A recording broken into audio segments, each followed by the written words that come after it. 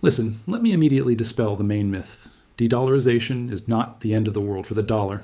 It is not a collapse in one day. It is not, tomorrow everyone wakes up and the dollar will be worth zero. De-dollarization is a slow, gradual, but steady reduction of the dollar's share in the global financial system. Over 25 years, the dollar has lost more than 15 percentage points of its share in global reserves, from 72% down to 56%. That is a 20% drop from the peak. Does the dollar still dominate? Yes. Is it the king? Yes. But the king is weakening. For comparison, the euro holds 20 to 21%, the Japanese yen 6%, the British pound 5%, and the Chinese yuan only 2%. The dollar is 3 times larger than all other currencies combined. It has not collapsed, but the trend is clear, downward. BRICS is building a parallel system. BRICS, Brazil, Russia, India, China, and South Africa, plus expansion including Egypt, Ethiopia, Iran, the UAE, and Saudi Arabia joining or close, represent 45% of the world's population and 35% of global GDP by purchasing power parity. They are creating BRICS Pay, a payment system bypassing SWIFT, the new development bank, NDB, an alternative to the World Bank and IMF, bilateral currency swaps, trade in national currencies without the dollar, discussions about a common settlement unit partially backed by gold. Does it work perfectly? No. The yuan is weaker than the dollar. The rupee is not freely convertible. There are many issues, but the system is being built, slowly, brick by brick. And every year it becomes a little more viable. Oil trade, a blow to the petro-dollar. De-dollarization is most visible in commodity markets. A growing share of energy resources is sold under contracts not denominated in dollars. Previously, oil or dollars. Always, everywhere. Want to buy oil? You needed dollars. This created constant global demand for dollars, the petrodollar. Now things are changing. Russia-China, up to 90% of trade in yuan and rubles, hundreds of billions of dollars per year. Russia-India, oil for rupees. India became the largest buyer of Russian oil after 2022. Saudi Arabia-China, they are discussing settlements in yuan. If the Saudis, founders of the petrodollar system since 1973, start selling for yuan, it would be a symbolic end of the era. Iran sells oil for anything except dollars due to sanctions. Yuan, rupees, gold, barter. According to a Bank of China survey in 2025, 77% of ASEAN businesses prefer financing in yuan for trade with China. These are not millions of barrels yet compared to the total market, but the trend is set. Every barrel sold for yuan is one that no longer requires dollars. Let's be honest, the dollar still dominates. 88% of all forex transactions go through the dollar. 54% of global trade is denominated in dollars. 60% of international bank deposits and loans are in dollars. This is a massive advantage. The dollar is the infrastructure of the global economy. De-dollarization is not a collapse. It is erosion, about 0.5 to 1% per year. Slow but steady. But if this trend continues for another 10 to 20 years, the dollar could fall from 56% to 40 to 45%. The euro, the yuan, and gold would rise. Then the dollar will still be important, but no longer absolutely dominant. It will be a world of multiple reserve currencies, not a dollar monopoly. And now the question, what can the United States do to slow or stop this trend? The answer, control over physical assets, over oil, over energy. And this is exactly where Venezuela enters the stage. The largest oil reserves in the world. Let's start with some facts that many people don't know. Venezuela has the largest proven oil reserves in the world. According to OPEC and the U.S. Energy Information Administration, EIA, Venezuela, 303 billion barrels. That is 17% of all global oil reserves. For comparison, Saudi Arabia, 267 billion barrels. IST or Canada, 168 billion. Iran, 157 billion. Iraq, 145 billion. Russia, 107 billion. USA, 48 billion. Venezuela has 6 times more oil than the United States. Most of these reserves are in the Orinoco Belt, an area of about 21,000 square miles in the northeast of the country. This is heavy oil, thick, with high sulfur content. It requires special technology for extraction and refining. But there is a lot, very much, from 3 million barrels to 1 million. But here's the paradox. With such giant reserves, Venezuela produces less than 1% of the world's oil. Production over the years. Early 2000s, 3.2 million barrels per day. 2013, start of Maduro's rule, 2.5 million barrels. 2025, about 960,000 barrels per day. a 70% drop in 13 years. Why? 3 reasons: nationalization and incompetence. In 2006 to 2007, Hugo Chavez nationalized the oil industry. He expelled foreign companies, ExxonMobil, ConocoPhillips. The state company PDVSA swelled with political appointees. Qualified engineers were replaced with loyal party members. Investments fell to zero. Equipment was not maintained. Technology became outdated. U.S. sanctions. From 2017, the U.S. imposed increasingly severe sanctions on Venezuelan oil. By 2019, there was a full ban on importing Venezuelan oil to the U.S. This deprived Venezuela of its largest traditional market and sources of technology. Corruption and collapse. Maduro stole or wasted billions. Infrastructure crumbled. Pipelines rusted. Refineries stopped operating. Result? A country with the largest oil reserves in the world produces less than Kazakhstan or Norway. Venezuela moves into China's orbit. When the U.S. imposed sanctions, Venezuela looked for new buyers and found China. According to Reuters and market analysts, 80% plus of Venezuelan oil exports go to China in 2025. And here's the critical part. This oil is sold for yuan, not dollars. Since 2018, Venezuela sells 100% of its oil exports to China with settlements in yuan. China also provided Venezuela with tens of billions of dollars in loans secured by future oil deliveries, the Loans for Oil scheme. The mechanism works like this. Chinese banks, China Development Bank, Export-Import Bank of China, lend money to Venezuela. Venezuela repays the debt with oil shipments to China. Settlements are in yuan. Chinese state companies, CNPC, Sinopec, participate in extraction. By estimates, Venezuela's total debt to China is $50 to $60 billion as of 2024. For the U.S., this is catastrophic. The largest oil reserves in the Western Hemisphere now serve the Chinese economy. Settlements are in yuan, undermining the petro-dollar. China establishes a foothold in the U.S.'s backyard, Monroe Doctrine. Venezuela becomes an energy vassal of Beijing. Venezuela joins BRICS Plus. In 2024, Venezuela gained partner status in BRICS Plus. This is not full membership, but a significant step. Venezuela begins integrating into the BRICS alternative financial architecture. Access to the new development bank, alternative to IMF, TART, World Bank. Participation in BRICS. Pay systems for cashless settlements outside SWIFT. Cooperation with other members for trade and national currencies. For the U.S., this is a psychological blow. If Venezuela, a country in their own hemisphere, a traditional U.S. sphere of influence, can successfully function as a BRICS partner, what prevents Colombia, Ecuador, Bolivia, and other Latin American countries from doing the same? The Monroe Doctrine is crumbling. Geopolitical significance. Venezuela is not just oil. It is a symbol. If giant oil reserves can serve the Chinese BRICS financial orbit instead of the petrodollar system, the entire structure of American influence begins to crack. Remember the petrodollar scheme. Saudi Arabia and other producers sell oil only for dollars. Agreement, 1973. All countries in the world must hold dollars to buy oil. This creates constant global demand for dollars. The U.S. can print dollars and the entire world accepts them.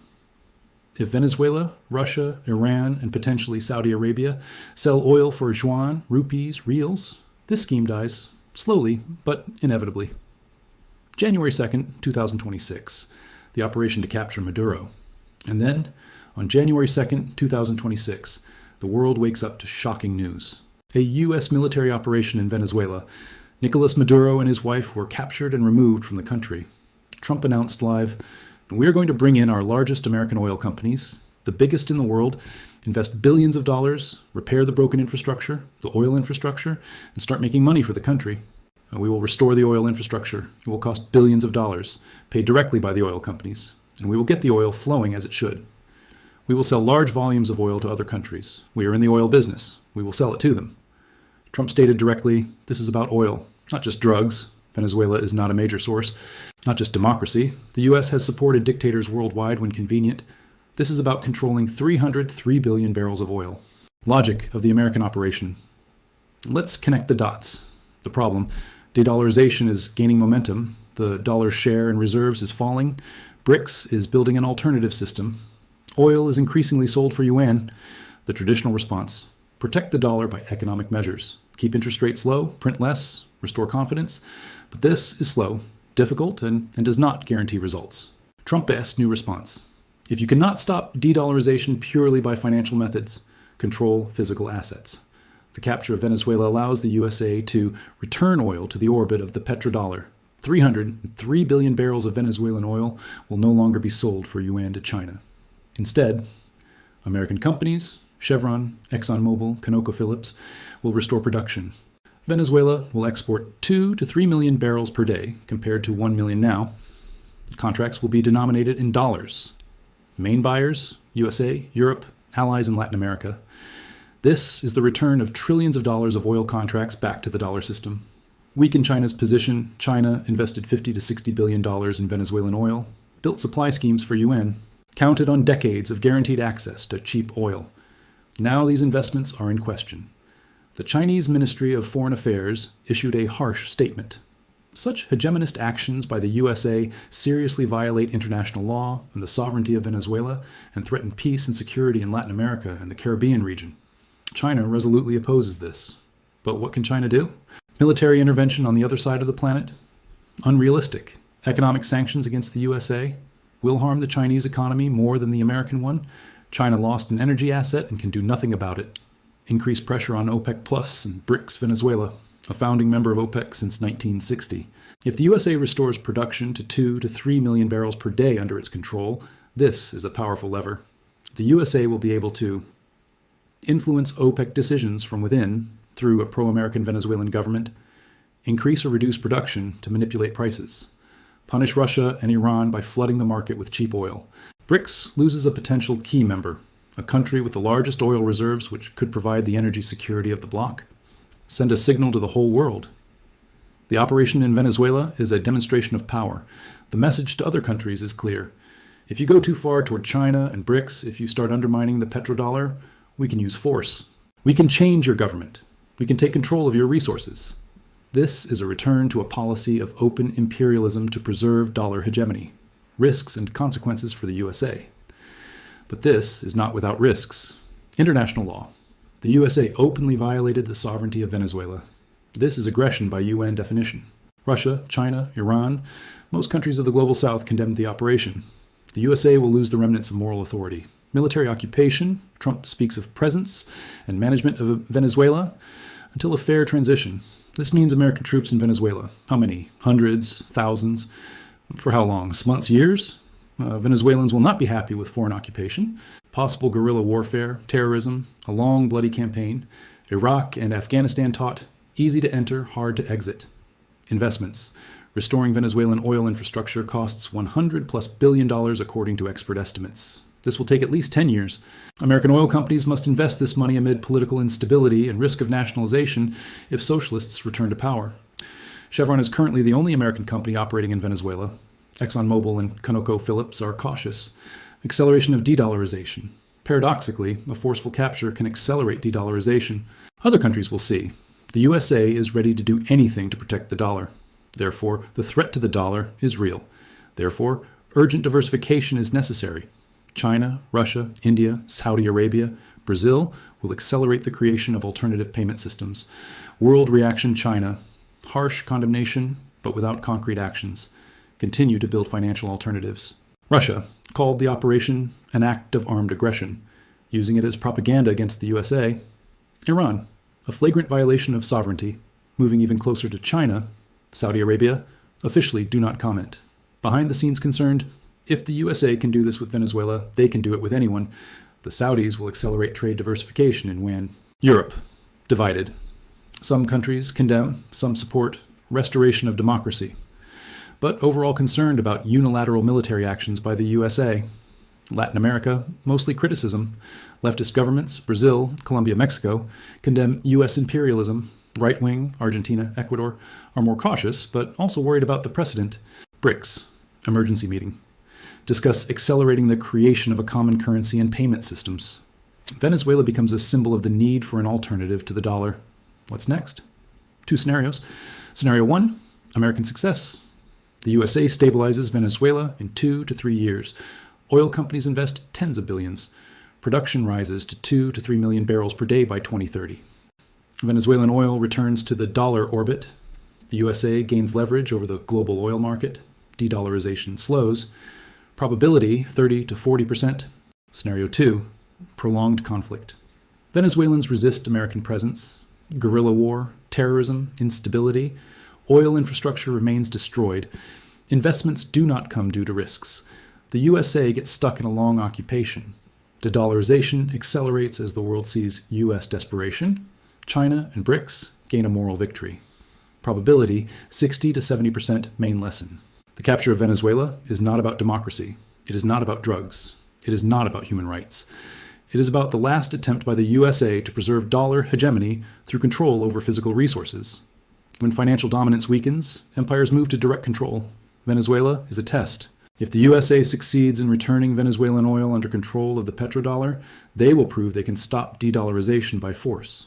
If they fail, it will prove that the era of absolute American dominance is over. For ordinary people, what does this mean?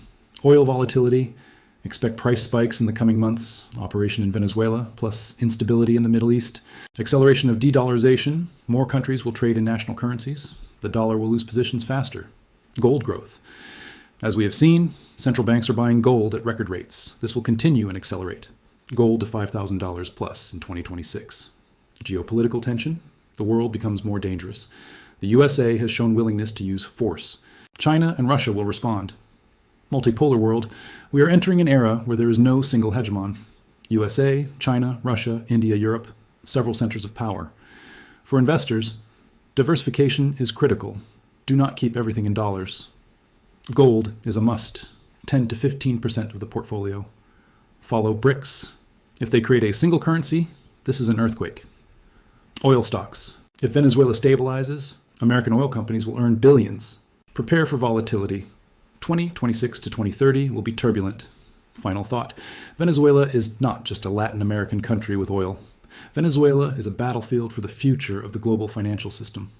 On one side, USA, desperately trying to preserve dollar hegemony through control of oil. On the other, China, Russia, BRICS, building an alternative system where the dollar does not dominate.